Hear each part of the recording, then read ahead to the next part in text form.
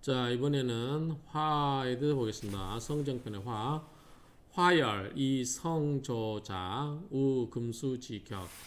자, 화가 맹렬한데 그 성질은 어떻게 해요? 굉장히 메말랐어요. 건조하고 조급해요. 그 성질이 굉장히 급하죠. 조급한 자는 만나다 금수를 만나게 되면 어떻게 돼요? 격하게 된다는 거죠. 그렇죠? 그러니까 어떤 불이 맹렬했을 때는 그 불을 끌려고 하지 말고 흙으로 끄죠. 흙으로 꺼서 불의 기운을 설기시키는 게 맞지. 거기다 물을 얹거나 막 그렇게 되면 더 불이 맹렬하게 붙는다. 그래서 화가 많은 사람들을 상대할 때는 그 사람들 비유를 건들 게 아니라 그냥 이제 금수는 어떻게 보면 극하는 거잖아요. 서로 극하는 거. 그렇기 때문에 극하는 거를 할 게 아니라 그 사람의 비유를 맞춰서 설기시키는 게 낫다. 진정시키는 게 낫다. 이렇게 이해하시면 돼요. 그래서 화열이 성조자 우금수지격. 그래서 불이 맹렬하여 성정이 조급한 자는 금수의 충국을 받으면 격렬해진다. 이건 충분히 이해되실 거예요. 자, 원주 보겠습니다. 화열이 능순기성. 자, 불이 맹렬한데 그 성질, 불의 맹렬한 기승을 성질을 순응할 수 있으면 필명순 반드시 명백해진다. 뭐 온순해지는 게 명백하다. 그렇죠? 순해지고 또는 뭐 순응하게 되고 생각하는데 뭐 저기 이제 생각할 유자니까요. 금수격지 금수의 격함 금수로서 격하게 되면 부딪히게 되면 조급한 마음이 굉장히 급한 마음이 불가어라. 이거는 방어할 넣자예요. 막을 넣자. 그 조급한 마음을 막을 수가 없다. 오히려 더 화를 돋군다 그 이야기죠.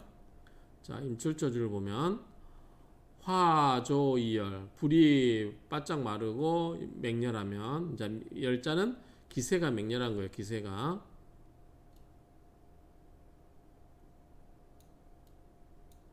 기세가 맹렬하고 그 염상지성 그 불꽃의 성질은 다만 가순용 습토윤지.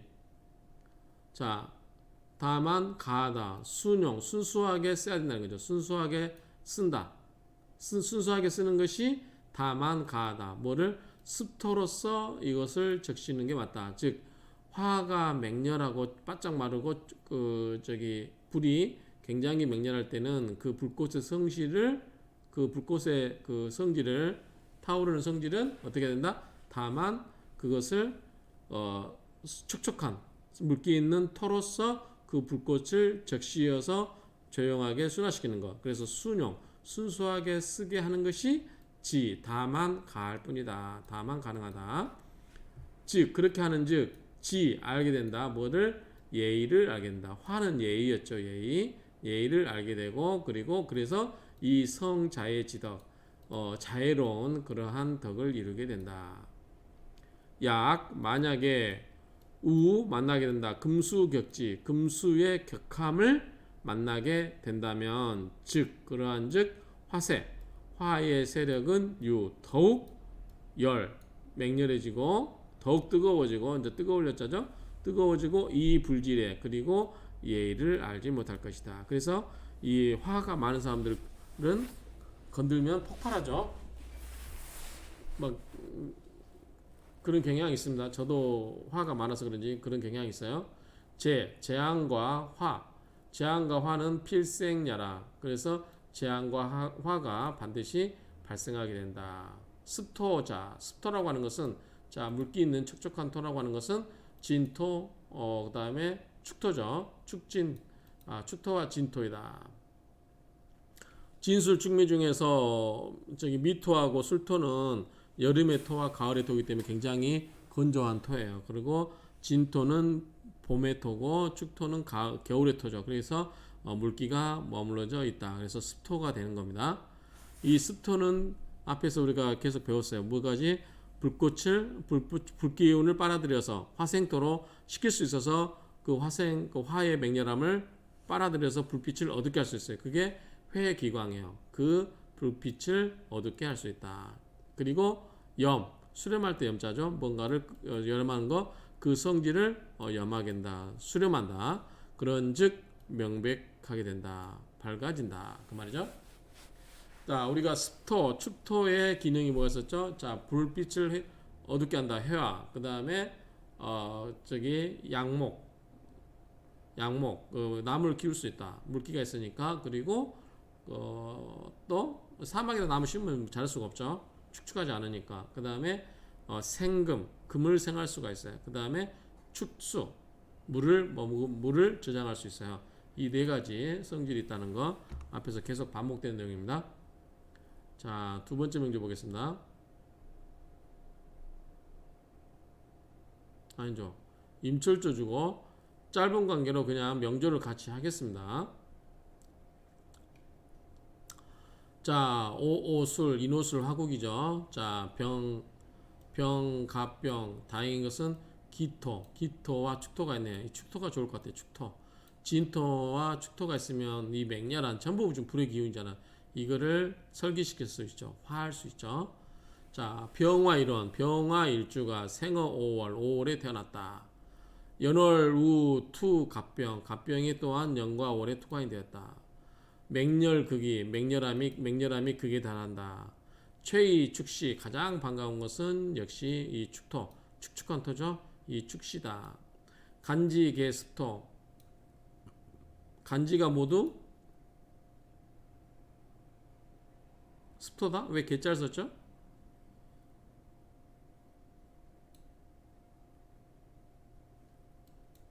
축토 하나 했는데 왜 개짤 썼을까요? 그냥 그 축토는 습토라서 능수 병지열, 병화의 그 맹렬함을 뭐 할 수 있다? 수렴할 수 있다, 거둘 수 있다. 이 축토는 습토로 하기 때문에 축토는 그래요.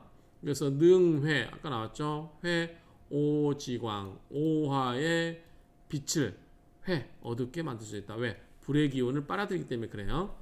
순기성, 그 성질에 순응을 해서 열기정, 그리고 그러니까 그 성질에 순응하고 열기정, 그 정에 기쁠 열자죠.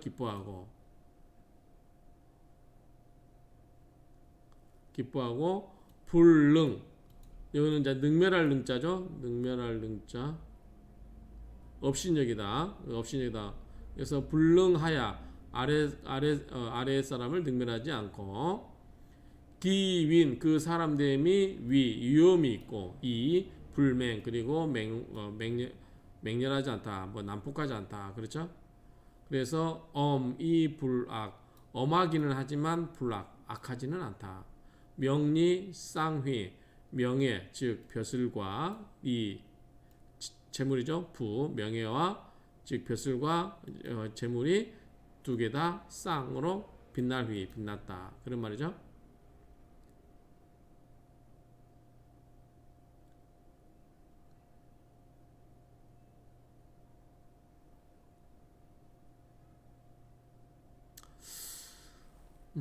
요거는 제가 이제 요 두 가지 21번하고 22번 요거는 여러분들이 한번 참고하시면 쭉 보시면 될 것 같아요. 충분히 이해가 되시는 말이에요. 그래서 뭐 사주에 화가 넘치게 되는 경우를 설명하고 있는데, 성정의 해석 방향을 보면 주로 이는 예지신에 바탕을 두고 있는 것 같지는 않다. 현대적인 사회 구조에서는 너무 단순할 수 있다.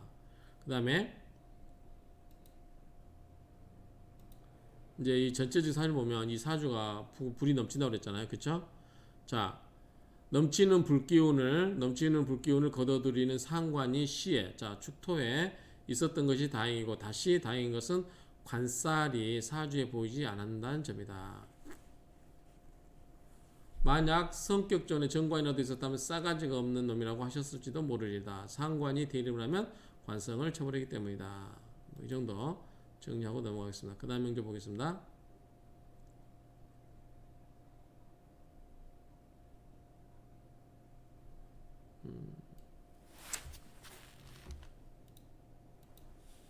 한 페이지 안 보이니까 이렇게 하겠습니다. 자, 병자일주가 5월에 태어났어요. 근데 4, 5 뜨겁죠? 5 뜨겁습니다. 자수가 있네요. 근데 자수가 그다지 이 물이 병이 불바다에서 자수가 큰 역할 못할 것 같습니다. 신금이 있긴 하는데 신금이 또 뿌리가 없죠. 신사무경병 약합니다. 너무 뜨거워요. 병화 생어 5월 오시. 자, 병화가 5월 달과 오시에 태어났다. 목종 화세. 이게 간목 있죠. 간목. 이 목이 전부 뭘로 가요? 화로 목생화로 가버려야 되죠. 따라가야 됩니다. 열지 극이 그 맹렬함이 극에 달하였다. 무토 터가 없어서 이순기성 터가 없어서 그 기를 순화시킬 수 없다. 즉 화생토로 화의 맹렬한 기호를 설계시킬 수가 없다. 그 말이죠. 토가 없어서 그 성질, 그 화의 맹렬한 성질을 순응할 수가 없다. 금묵은 금이 있긴 있죠. 신금이 있긴 있는데 묵은 뿌리가 없어요. 그래서 또 수도 있긴 있는데 자수가 있는데 무원 그 자원이 없어요. 그러니까 계속해서 물이 솟아나는 그 원천이 없다는 거죠. 창가 안에 수가 있고 밑에 지지가 있으면 계속 물이 솟아나는 거죠. 그런데 그렇지가 못하는 거고 격렬하죠. 칠격이죠. 맹렬지성 그 맹렬한 성질을 어떻게 해요? 금수가 와서 탁 치는 거죠. 신금 있고 자수가 있어서 치긴 치는데 그다지 효율적이지가 않다고 말씀드렸어요. 그래서 소위 그러한 까닭으로 유실 부모 어려서 부모님을 여의었다. 의형수 이거 의는 의지하다는 거죠. 의지할 의 형수 그러니까 형수의 의지에서 살았는데 형수에게 빌붙어서 살았는데 호용 맹렬함을 좋아했어요. 맹렬함을 좋아해서 불안분 편안하게 지내는 걸 못했어요. 연 15,6세 때 신재웅위 신재가 그 이제 뭐 사람의 그 몸이겠죠. 굉장히 웅장하고 위험이 있었다. 25번. 자, 클리 있죠. 클리 우디알. 그러니까 그 신체가 굉장히 건장했다로 해석하면 되죠. 신재웅이 그 신체가 굉장히 건장했다. 그 다음에 이거는 이제 완력이죠. 우리가 완력. 이게 이 완력 이런 거 이 산 이름 한자인데 완력의 과인은 보통 사람보다 지나갔다니까 보통 사람보다 더 완력이 셌다. 그 말이죠. 완력이 다른 사람보다 더 셌다. 호습 배우는 것을 즐겼다. 학습하는 걸 즐겼어요. 뭐를 권봉. 자, 권은 이제 우리 중국의 격투기 중에 뭐죠? 격투기 아니라 뭐죠? 그 무슨 그 무술 있죠. 그러니까 권법 할 때 그 권자죠. 그 다음에 이제 이 봉은 봉술 그 막대기 들고 하는 거 있잖아요.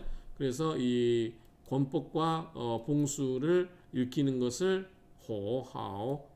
그래서 좋아해서 즐겼다. 여리당 그 무리들 그러니까 껄렁껄렁한 그러한 사람들과 한 무리를 지어다니면서 즐겼어요. 그리고 신뢰가 없죠. 신뢰가 없고 교육 그러니까 우리가 무례배라고 하잖아요. 무례배. 그러니까 그 사람들하고 섞여서 그냥 노는 거죠. 그러니까 주먹 좀 쓰면서 그냥 사람들하고 껄렁껄렁하고 돌아다니고 놀았다. 그 정도 생각하면 될 것 같아요. 방탕무기 방탕함이 꺼림이 없었다. 지게감 그러죠. 그래서 방탕이 심했다. 여기 보면 방탕은 주석 잡기에 빠져서 행실이 좋지 못하는 거 마음이 들떠서 거잡을 수 없는 거 이런 말이 있어요. 그래서 어차피 방탕이 꺼림이 없었다. 그러니까 방탕이 심했다. 형수 불능어 형수가 이거를 제지를 시킬 수가 없었다. 후인 그래서 나중에 뭐죠 이게 박호죠. 박호 두드릴박 그래서 호랑이를 두드림으로 인해서 이 호랑이에 의하여 피는 이제 수동형이죠. 뭐뭐에 의하여 호랑이에 의해서 이게 린자죠. 물소리인데 어쨌든 이 호랑이를 건드려 가지고 괜히 호랑이하고 붙었다가 호랑이한테 물려서 죽었다 정도로 의미하면 될 것 같아요. 호랑이와 싸우다 호랑이한테 물려 죽고 말았다. 자, 한번 볼까요? 영신은 자수가 되겠는데 이 자수가 영신을 볼 수 있겠죠. 이제 그런데 큰 역할을 못 한다고 그랬어요. 희신은 신금이겠죠. 금생수로. 자, 영신을 도와주는 건 신금이죠. 서로 무정하게 떨어져 있으니 일간 병화를 제어할 힘이 되지 못하는 것이 유감이다.